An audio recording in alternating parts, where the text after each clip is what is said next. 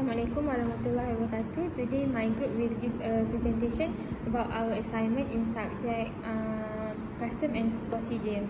Firstly, I will introduce my group members, which is Mohamad Hazif, Irfan, Syahmie, Nuramira, Marsufah, Normisha, Amira, Nurdini, and me, Nuraisya, Aalea, Binti, Rosidi. Okay, firstly I will explain about situation for import. Our company, which is DEF Sdn Bhd, is a mobile phone supplier that located in Jalan Ampang, and our company want to import smartphone from 10 Gadgets Trading that are located in Guangdong, China. So our company, which is DEF Sdn Bhd, has appointed Schenker Logistics Malaysia as our forwarding agent to prepare all the custom clearance for cargo carried by APL shipping lines. The commodities are expected to reach Port Klang on 27 May 2021. TM Gadget Trading has issued an invoice number CN76689 and dated 11 March 2021. The freight cost is RM320. FOB value is RM450.24 and insurance RM160. The smartphone are shipped in less container load. The document that we need is K1, invoice, packing list, COO, bill of lading and SIRIN. So my part is K1, invoice and packing list. Firstly is K1 form. It is because we buy the goods from China and want to import to Malaysia. That's why we need the import form, which is K1. The FOB value is RM450.25 plus the freight 320 and then plus the insurance 116. Then we can get the CIF value which is RM930.24. And here we buy 10,000 unit in 10 carton, which in one carton have 100 box of mobile phones. In here you also have we add the SST value which is 5%. Next we need the invoice document. This invoice document travel with the parcel and contain the information about the items. It is important for custom clearance. So in here we can, as you can see the description, we put the mobile phone. Then the unit cost is RM450.24 and the quantity is 10,000. Then we need to times it, then we can get the amount RM4,502,400. Then we must include the tax rate 5%. Then we can get the invoice total, which is RM4,727,520. The last document in my part is packing list. A packing list is also used as supporting document in the event of a dispute between the carrier and exporter regarding the measurement and weight of the cargo. In here you can see we have 10 carton and each carton have 1,000 units and the weight of the 1,000 unit is 1,640 kilograms. Each carton has their own product number.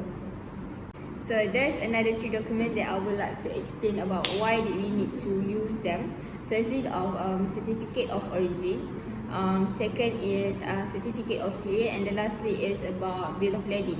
So first I would like to explain about certificate of origin. We will use Form E certificate, or the full name of the China Asian Free Trade Zone Preferential Certificate of Origin, or refers to as Asian Certificate. The English name is the ASEAN China Free Trade Area Preferential Tariff Certificate Origin Form E.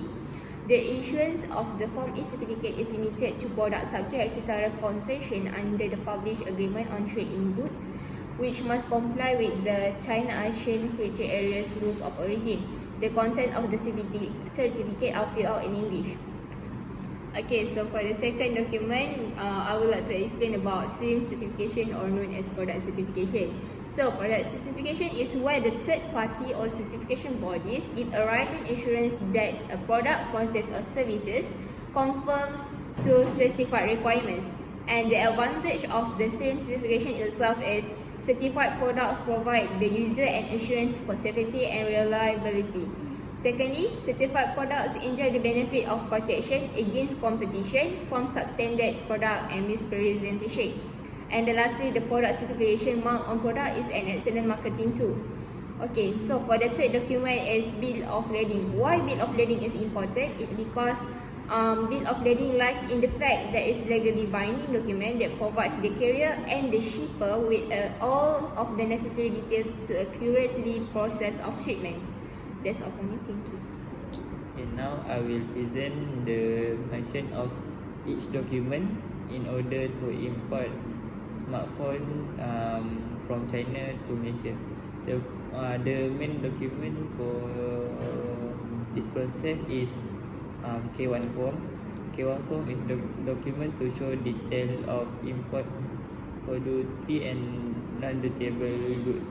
So for our situation, K1 form is used for import goods from other country. The next document is bill of lading. The function of bill of lading is the first one, evidence of the contract of carriers. The bill of lading from the carrier to the shipper can be used as evidence of the contract of carriers by the fact that the carrier has received the goods.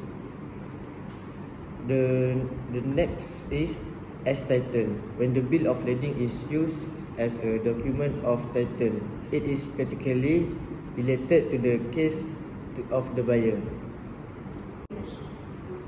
Then invoice. The function of invoice is companies need to deliver invoice in order to demand payments.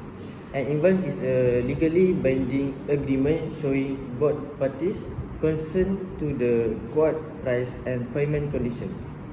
Next is packing list. The function of packing list is to use to inform transportation companies about what they are transporting. It also allows the customer and others involved in the transaction to check what has been shipped against the pro forma invoice. Next is a customer broker will use the packing list for clearance and entry into a foreign country. The last one is the seller may use the list as a final double. Check that an order has been put and filled correctly. Next document is certificate of origin. Certificate of origin is required to availing concession under Commonwealth Preference (CWP) as well as generalized system of preference. It facilitates the importer to adhere to the rules and regulation of his country. Custom in the importer country allow the concession tariff only on the production of this certificate. When goods from some country are banned, importing country require this certificate to ensure that good banned countries are not entering into the country. Exporting country may insist on this certificate to ensure that the goods import are not reshipped again. The last document is SIRIM certificate. Standard and Industrial Research Institute of Malaysia (SIRIM) is a wholly owned subsidiary of Malaysia government under the Ministry of Finance. SIRIM is a leading certification, inspection and testing body that tests the product either safe or not used by the customer. SIRIM certification is a certificate that given by the SIRIM that issue a written assurance that a product, process or service conform to specified the document. So that's all from us. Thank you.